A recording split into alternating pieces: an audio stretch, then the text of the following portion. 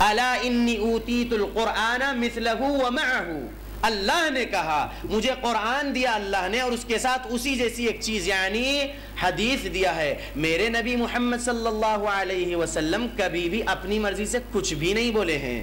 سورہ نجم سورہ نمبر 53 آیت نمبر 3 اور 4، وَمَا يَنْتِقُ عَنِ الْهَوَىٰ إِنْ هُوَ إِلَّا وَحْيٌ يُوحَىٰ، اے میرے غلاموں یہ میرے نبی اپنی خواہش سے اپنی مرضی سے کبھی بھی کچھ بھی نہیں بولتے، جب ہی بولتے ہیں ہم نے جو وحی کیا تب ہی بولتے ہیں، یہ میرے اللہ کا کلام ہے۔ تو میرا ایمان ہے کہ حدیث رسول بھی رب کریم نے ہی نبی صلی اللہ علیہ وسلم کو کہنے کو کہا ہے، آپ نے اپنی مرضی سے کچھ بھی نہیں کہا۔ تو اللہ کے نبی کی حدیث ہے سورہ بقرہ گھر میں تلاوت کرو بآواز بلند، انشاءاللہ جائے گی۔ اچھا، جس گھر میں سورہ بقرہ کی تلاوت ہو رہی ہے اور ساتھ ہی ساتھ اگر میوزک بج رہا ہے تو پھر یہ یاد رکھیے کہ صحیح مسلم میں ایک حدیث ہے، ایک صحابی رسول قرآن کی تلاوت کر رہے تھے، بڑی مشہور حدیث ہے، قرآن کی تلاوت کر رہے تھے بہت زیادہ ماشاءاللہ بہترین آواز میں، بہت پیاری قرات میں، فرشتے آ کے کھڑے ہو گئے اور سننے لگے۔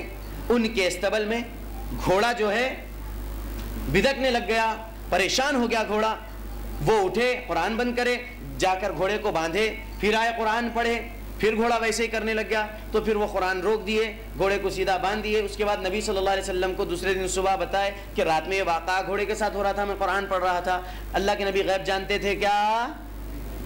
سورہ انعام سورہ نمبر 6 آیت نمبر 50، میرے نبی کو غیب کا علم نہیں تھا، یہ ایمان رکھیے انشاءاللہ۔ تو اللہ کے نبی صلی اللہ علیہ وسلم کے پاس پھر فرشتے آ کر بتائے کہ فرشتے آ کر کھڑے ہوئے تھے اور یہ جو قرات کر رہے تھے وہ قرآن سن رہے تھے، اور اگر یہ صبح تک قرآن پڑھتے پڑھتے رہ جاتے تو لوگ اپنی آنکھوں سے دیکھ لیتے فرشتے کو۔ یہ اللہ کے نبی نے کہا۔ یعنی کیا مطلب ہو رہا ہے اس حدیث سے؟ اس حدیث کا استدلال یہ ہے، اگر سمجھے سلف کے فہم سے، جس گھر سے قرآنی قرات انشاءاللہ باہر گونجے گی، جس کھڑکی اور دروازوں سے، اس گھر میں کون آئیں گے انشاءاللہ؟ فرشتے آئیں گے، اللہ کے رحمت و برکت آئے گی انشاءاللہ۔ اور اسی گھر میں اگر میوزک بج رہا ہے، فلمز دیکھ رہے ہیں، موویز دیکھ رہے ہیں، تو پھر وہ آوازیں باہر جا رہی ہیں تو کون داخل ہوں گے؟ موسیقی کس کی غذا ہے؟ شیطان کی۔ تو جب شیاطین آپ کے گھر کا رخ کریں گے تو پھر کیسے سبحان اللہ آپ کے گھر میں رحمت و برکت رہے گی؟ نہیں رہ سکتی۔ لہذا اپنے گھر میں میوزک نہ رکھیے۔ الحمدللہ ہمارے گھر میں ٹیلی ویژن نہیں ہے، الحمدللہ، اللہ کا فضل و کرم۔ میوزک سے ہم نفرت کرتے ہیں، الحمدللہ۔ اللہ ہم سب کو ویسا بنا دے، ہم سب کو تقوی کا لباس پہنا دے میرے اللہ، آمین۔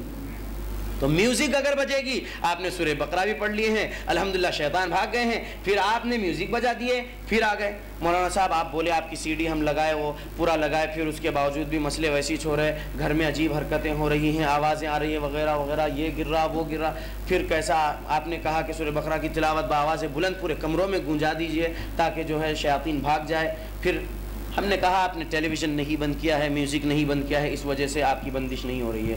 ایمان مکمل لائیے اللہ رب العالمین کی ذات پر، محمد صلی اللہ علیہ وسلم کی ذات پر اور قرآن مجید پر، اور اللہ رب العالمین نے جن چیزوں پر ایمان لانے کو کہا وہ ایمان مکمل لائیے، عمل ویسا کریے جیسے کرنے کا حکم ہے۔ پھر دیکھیے شیطان کی کیا مجال کہ وہ آپ کے گھر میں آ سکے، واللہ ہی نہیں آ سکتا۔ میں ایک بات بولتا چلتا ہوں انشاءاللہ، یہاں پر انشاءاللہ ایمان مضبوط کر لیجئے۔ ایمان والے جنات کا مقام میرے قدموں کے پاس ہے، معلوم انشاءاللہ۔ جنات اگر سن رہے ہیں، باہر بھی آواز جا رہی ہے جھاڑوں پر، جنات اگر سن رہے ہیں تو سن لیں، ایمان والے جنات کا مقام میرے قدموں کے پاس ہے، یہ میرا ایمان ہے، کیونکہ میں شرک نہیں کرتا الحمدللہ، کفر نہیں کرتا الحمدللہ، بدعت اور خرافات نہیں کرتا الحمدللہ، جیسے بھی اللہ رب العالمین کو راضی کرنے کے لیے جو کچھ بھی کام کر رہا ہوں الحمدللہ، اہل حدیث پوری بننے کی کوشش کر رہا ہوں الحمدللہ۔ اللہم انی اعوذ بک من عمل الریا، اللہم اجعلنی فی عینی صغیرہ وفی اعین الناس کبیرہ، آمین یا رب۔ سن لو اے جنات، تمہارا باپ ابلیس، پہلے ابلیس نہیں تھا، عزازیل تھا، ایمان والا جن تھا۔ اللہ نے ایمان والے جن کو کہا اے فرشتوں اور اے ابلیس تو سجدہ کر دو آدم کو، ایمان والا تھا ابلیس، جو عزازیل تھا وہ ایمان والا تھا، اس ایمان والے عزازیل کو اللہ نے حکم دیا تھا آدم کے سامنے سجدہ کرنے کا، الحمدللہ۔ سورہ بنی اسرائیل سورہ نمبر 17 آیت نمبر 71، وَلَقَدْ كَرَّمْنَا بَنِي آدم، اللہ نے اولاد آدم پر کرم کیا ہے الحمدللہ۔ ایمان والے تمام جنات میرے قدموں کے پاس ان کا مقام ہے، اور کافر جنات کا مقام میرے بیت الخلا میں ہے انشاءاللہ۔ یہ میرا ایمان ہے۔ جنات سے اگر ڈرو گے واللہ حاوی ہو جائیں گے۔ جنات کو بھگائیے، آپ بھگا سکتے ہیں جنات کو، اگر آ رہے ہیں سرکشی کر رہے ہیں، کفر کر رہے ہیں، ظلم کر رہے ہیں آپ کے گھر میں، آپ کے گھر والوں کے ساتھ، تو آپ بھگا سکتے ہیں جنات کو، کسی بابے کی ضرورت نہیں ہے۔ آپ اپنا ایمان مضبوط کریے۔ ہم پر اللہ نے کرم کیا ہے، ہم سے کمتر مخلوق ہے، ہم اس سے نہیں ڈرنا۔ سورہ جن سورہ نمبر 72 آیت نمبر 6 میں اللہ نے کہا وَأَنَّهُ كَانَ رِجَالٌ مِّنَ الْإِنسِ يَعُوذُونَ بِرِجَالٍ مِّنَ الْجِنِّ فَزَادُوهُمْ رَهَقًا، اور ایسے لوگ تھے کچھ انسان جو مرد انسانوں میں سے پناہ طلب کرتے تھے مرد جنوں کی، تو یہ دیکھ کر جنات ان پر حاوی ہو گئے اور حد سے تجاوز کر رہے ہیں۔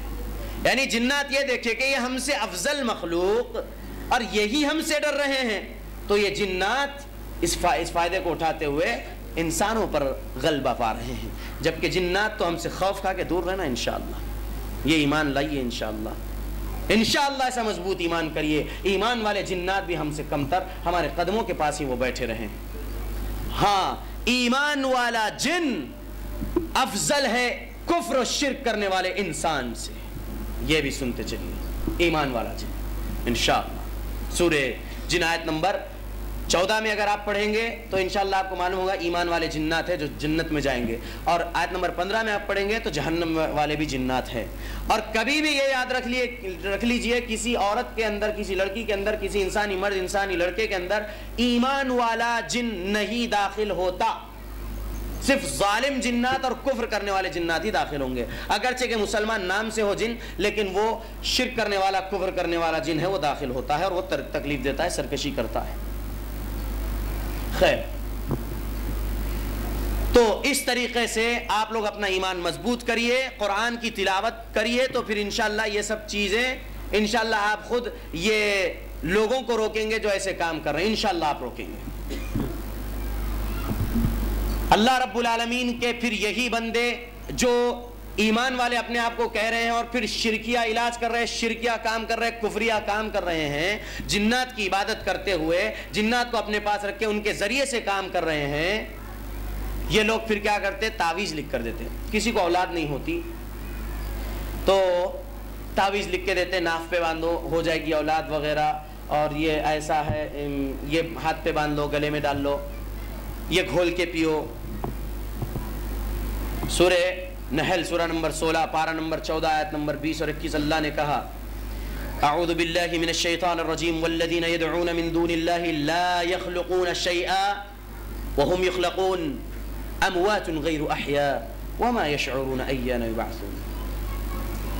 اللہ نے کہا اموات، مردے ہیں، غیر احیاء، زندے نہیں، وما یشعرون ایان یبعثون، انہیں یہ تک شعور نہیں کہ کب اٹھائے جائیں گے، کب بلائے جائیں گے، کب قبر پھٹے گی۔ سبحان اللہ۔ کس کے بارے میں اللہ کہہ رہے ہیں؟ پہلی آیت ترجمہ، جو لوگ جا کے پکارتے ہیں ایسوں کو جو کچھ بھی پیدا نہیں کر سکتے بلکہ پیدا کیے گئے ہیں، اللہ نے ان سب کو پیدا کیا، کوئی پیدا نہیں کر سکتا، کوئی اولاد نہیں دے سکتا سوائے اللہ کے۔ وہ اللہ چاہے جس کسی کو بیٹوں سے نواز دے وہ اللہ کی مرضی ہے، جس کسی کو صرف بیٹیاں دے وہ اللہ کی مرضی ہے، جس کسی کو بیٹا اور بیٹی ملا کر دے وہ اللہ کی مرضی ہے، اللہ کسی کو بانجھ رکھ دے وہ اللہ کی مرضی ہے۔ اللہ رب العالمین کے بندو، اللہ رب العالمین پر ایمان لائیے ویسا جیسا لانے کا حق ہے۔ سبحان اللہ، نہیں دے سکتا کوئی آپ کو اولاد۔ اور پھر یہ زندے بابے جو بیٹھے ہوئے علاج کرنے کے لیے تسبیح پھر رہی ہے، اور بڑے اعوذ باللہ من الشیطان الرجیم، فلق پڑھ رہے، ناس پڑھ رہے وغیرہ، کچھ پڑھ رہے، وہ آڑا ٹیڑھا پڑھ رہے، سیدھا پڑھ رہے، اللہ اکبر، اللہ کو معلوم ہے، منہ میں ہی پڑھتے ہیں، آواز سے تو بہت کم پڑھتے ہیں۔ خیر، اس کے بعد کیا دیتے؟ یہ دیتے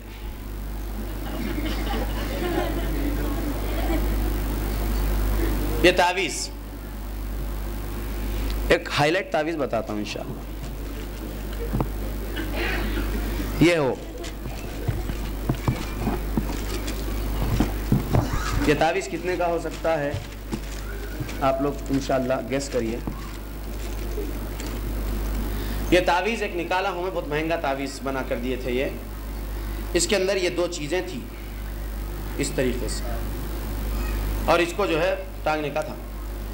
میرا سوال ہے، یہ وضاحت کرنے سے پہلے میرا ایک سوال ہے، خیر چلو وضاحت کر دیتا ہوں. یہ ہے ناخن، یہ رینچ کا ناخن بولتے ہیں، 2 ناخن ہے یہ، اور اس میں کچھ آیتیں لکھ کر، بہت کچھ لکھ کر سبحان اللہ اس کو لپٹ کے، اس کے اوپر پنی چڑھا کے، موم چڑھا کے، پھر کپڑے میں ڈال کے اس کو سی کر اس طریقے سے پھر ٹیپ لپٹ دے تاکہ بہت محفوظ ہو جائے، پھر بندہ یوں حفاظت میں رہے. اللہ کے بندو، بطون امہاتکم فی ظلمات 3، میرے اللہ نے کہا قرآن میں سورہ زمر میں، تمہاری ماں کے بطن میں ہم نے تمہیں 3 اندھیروں میں رکھا. اللہ ماں کے بطن میں 3 اندھیروں میں ہماری حفاظت کرا. ماں کیا کری؟ 9 مہینہ کیا سوتی رہی ماں صرف؟ واللہ نہیں.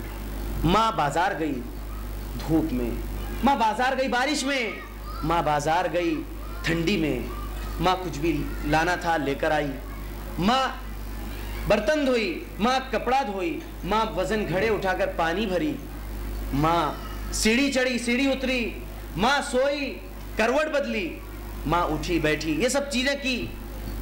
پانی گرا ہوا تھا پھسل کر گری، کون حفاظت کرا آپ کی؟ آپ کے ماں کے بطن میں وہ اللہ. جب آپ کچھ نہیں کر سکتے ہیں تب آپ کی حفاظت کر سکتے ہیں. تو یہ زمین پر یہ تعویذ گنڈے پلیتے نیمبو ناریل مرچی مرغا بکرا بھلاوے کوڑیاں یہ حفاظت کرتے؟ اللہ کی قسم یہ عمل کرو گے جہنم کی آگ واجب ہو جائے گی. توبہ کرنے سے پہلے مرو گے تو اللہ کی قسم جہنم کی آگ میں جاؤ گے. کیا رہتا اس میں رہتا کیا؟ یہ تعویذ میں